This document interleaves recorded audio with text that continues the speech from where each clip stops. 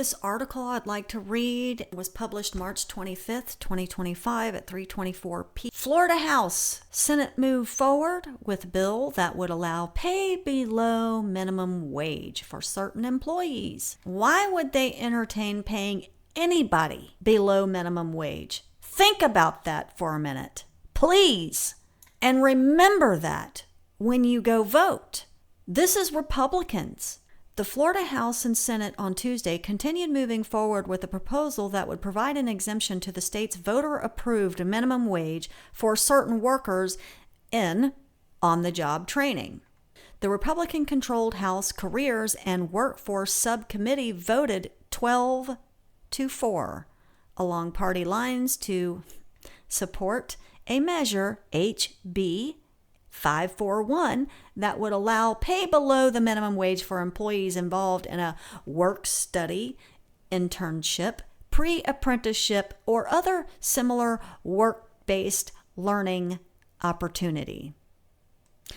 The Senate Governmental Oversight and Accountability Committee later Tuesday approved a similar bill, SB 676.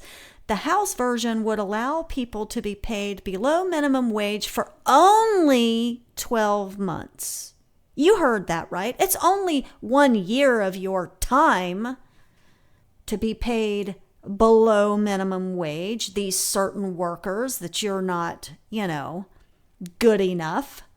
The bills say the exemption would apply if the employee opts out of receiving the minimum wage. House bill sponsor Ryan Chamberlain said the current minimum wage law cripples the employer's ability to provide training and affects young people seeking work experience. There's all kinds of wrong with that. Florida House and Senate moved toward a bill that would allow pay below minimum wage for certain employees. The Florida House and Senate on Tuesday continued moving forward with a proposal that would provide an exemption to the state's voter-approved minimum wage for certain workers in on-the-job training. The Republican-controlled House Careers and Workforce Subcommittee voted 12-4 along party lines to support a measure, HB 541, that would allow pay below minimum wage for employees involved in a work study, internship, pre-apprenticeship, or other similar work-based learning opportunities. The Senate Governmental Oversight and Accountability Committee later Tuesday approved a similar bill, SB 676. The House version would allow people to be paid below minimum wage for only 12 months, folks. Only a year of your time. The bills say the exemption would apply if the employee opts out of receiving the minimum wage. How are you going to make that employee feel in order to push them to opt out of the minimum wage for 12? What are you going to do? What are you going to do to them? House bill sponsor Ryan Chamberlain, Republican of Bellevue, said the current minimum wage law cripples employers' ability to provide training and affects young people seeking work experience. The answer to why people would choose this is if they see value outside of the pay. I sometimes believe these Republicans forget Florida is one of the more expensive states to live in. Do you see this? Do you recognize this? No, you do. You do know this, but the problem is you don't care. You don't care. They see an opportunity to gain some experience that they otherwise would not be able to gain that would further them and even jump them, hopefully, way past minimum wage at some point in the future.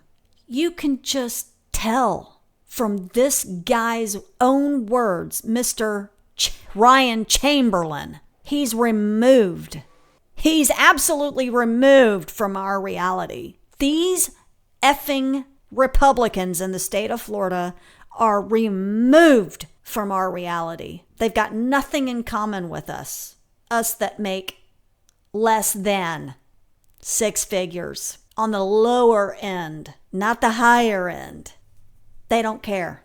Employers in Florida are allowed to pay sub-minimum wages. You know what that means? Below minimum wage. So employers are already allowed to pay below minimum wages to certain workers, such as people ages 19 and younger, because they don't matter, even though they pay taxes.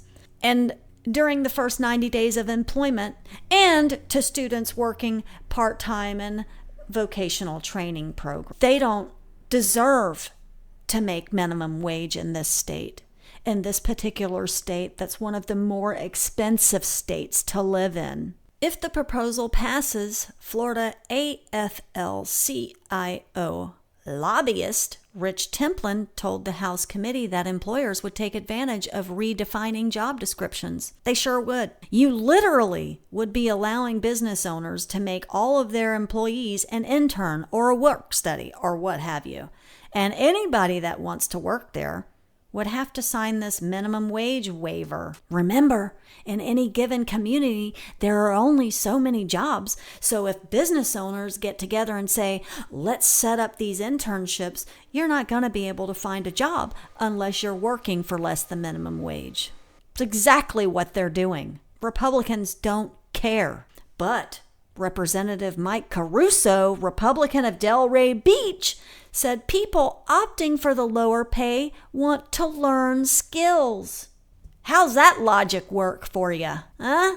No wonder people are losing hope every single day, especially young people. It's not open to the McDonald's of the world as I see it, Caruso said. And we still have a baseline of federal minimum wage, so they won't be working for nothing. A 2020 state constitutional amendment required gradual, and this is a bunch of BS too, by the way. A 2020 state constitutional amendment required gradual increases in Florida's minimum wage. It's at $13 an hour now and will increase $14 an hour this year on September 30th and will go to $15 an hour September 30th in 2026. The federal minimum wage is $7.25 an hour. For tipped employees, the state's minimum wage is $9.98 an hour. The federal minimum wage for tipped employees is $2.13 an hour. Florida's doing. Tim Nungesser, legislative director for the National Federation of Independent Business in Florida, said the legislative proposal is intended to help small businesses find qualified workers. States are looking for ways to get more skilled workers, and one of the ways that we can do that is with this voluntary program. Nungesser said, each proposal needs approval from one more committee before going to the full House and Senate. And folks, they will pass it.